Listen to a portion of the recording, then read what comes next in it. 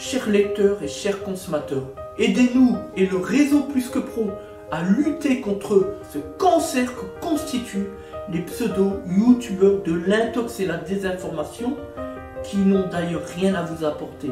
À lutter également contre tant d'entreprises frauduleuses et tant d'imposteurs qui colmatent nos métiers de l'automobile après-vente. Parce que nous on ne triche pas de calomnie, on dit la vérité. Notre objectif, rétablir le climat de confiance au travers de nos documents vidéo qui permettent de structurer le principe de transparence qui nous est si cher. Faites-nous confiance, abonnez-vous et à tout de suite. Des Autotransact à Lange, réseau Plus que Pro pour la défense du consommateur. Toujours dans le cadre de notre principe de transparence, tout dire qui on est, qu'est-ce qu'on fait au quotidien pour restaurer le climat de confiance. Donc là-dessus, donc aujourd'hui nous sommes sur une 206 essence, 1 litre 6, 90 chevaux. Voilà, moteur TU qui a fait la renommée finalement Peugeot Citroën PSA. Donc là c'est l'histoire d'un client qui est venu nous voir la semaine dernière pour un diagnostic. Alors deux problématiques. La première, on s'en fout un petit peu puisqu'elle a été résolue. Le client avait du mal à démarrer par moment. En mettant la clé, elle démarre, elle ne démarrait pas. Donc après analyse, avant de passer l'outil diagnostic, on sait que là-dessus, il n'y avait rien pertinent pour venir dire que telle ou telle chose pouvait engendrer la problématique. Et donc tout de suite on a pensé, après avoir passé l'outil diagnostic qui a confirmé qu'on n'avait rien de particulier dans la mémoire lecture défaut, on a pensé effectivement au transpondeur, c'est-à-dire le fameux anti-démarrage, vous savez la petite puce que vous avez dans la clé de démarrage qui envoie le signal au calculateur injection. Voilà, c'est ce qu'on appelle l'anti-démarrage. À une époque, on avait l'anti-démarche codé, maintenant ça se passe comme ça avec la clé. En mettant le contact, on a le signal de la puce qui déverrouille le calculateur d'injection, etc. Voilà, tout simplement.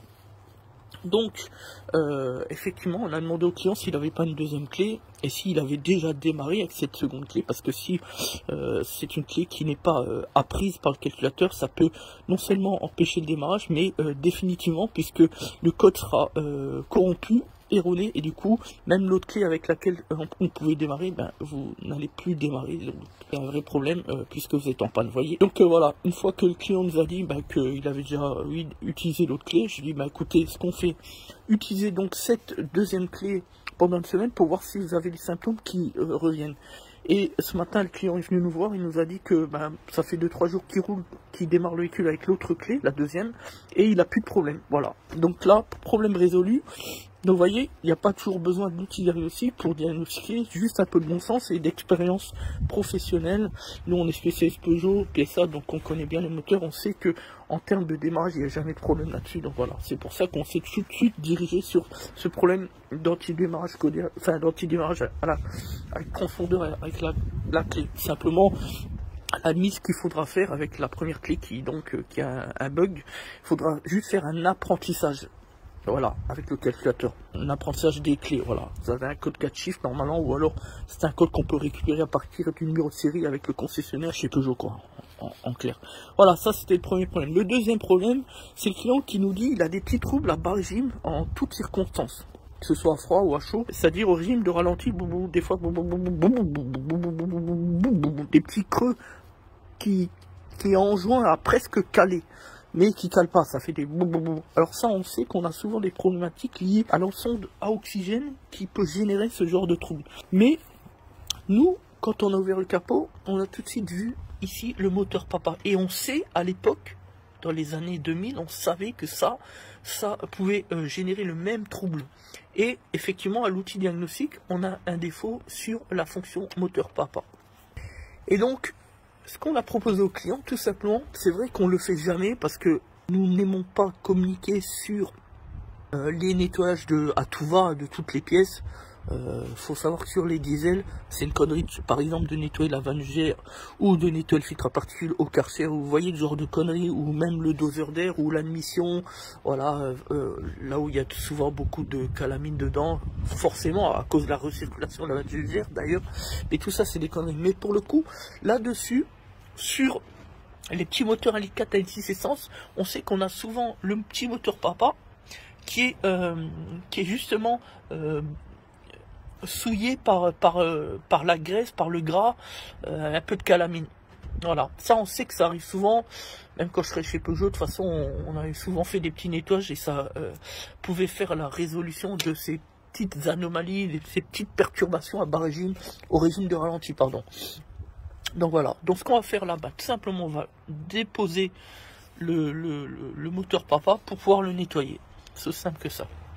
Voilà, donc là on vient de le déposer, comme effectivement, comme vous pouvez le constater, on voit qu'il est tout noir de partout, donc on va nettoyer tout ça. On va nettoyer aussi l'environnement ici au niveau de la recirculation.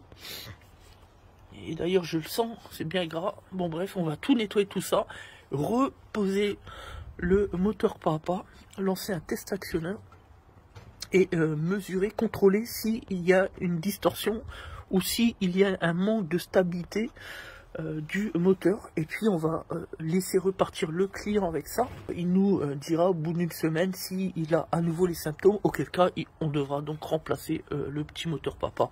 Alors ça c'est une pièce qui coûte quand même une centaine d'euros, faut le savoir, hein.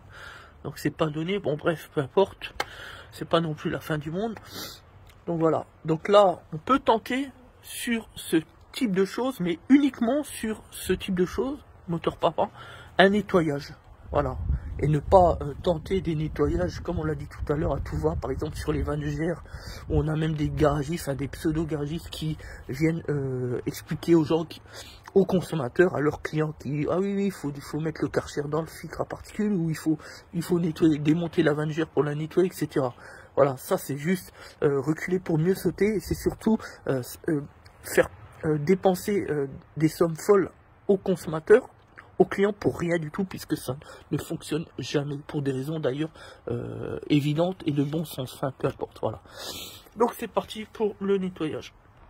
Voilà, donc là on vient de remonter, on a tout nettoyé, tout ça, bien dégraissé, un coup de dégrippant pour favoriser l'excitation, etc. Donc maintenant on va tenter une mise en route tout simplement.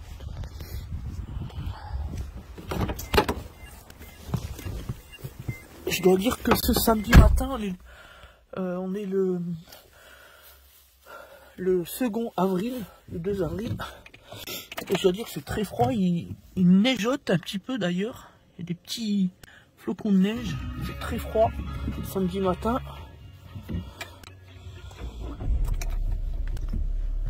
Voilà.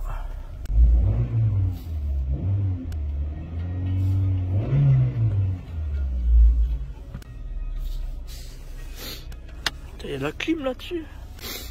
Voilà, donc là c'est une 206 essence de l'époque. Année 2002, quelque chose comme ça. Puisque à 2005, on avait les deux parties avec la possibilité ici de fermer les portes automatiquement par le BSI et aussi manuellement ici. Voilà, on avait le bouton en deux parties. Et donc là on est encore sur les anciens cadrans, les premiers, donc ça doit être 2001, 2002, entre 99 et 2003 en fait. Parce qu'après 2003 on avait aussi au niveau du haillon, la petite différence, voilà, sur les 2003 en fait ici c'est d'un trait, il n'y a plus ce petit décalage ici avec le petit lion, c'est juste une barre allongée, enfin bref. Voilà, donc là on est sur les tout premiers modèles.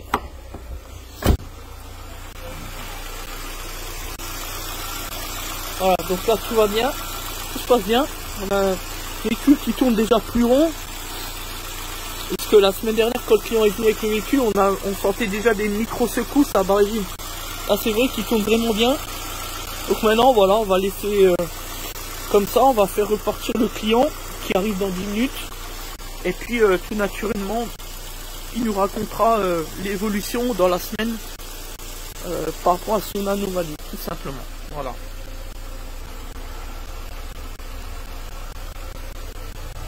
Merci à tous. C'était Des Autotransact Talange, réseau Risque Pro pour la distance.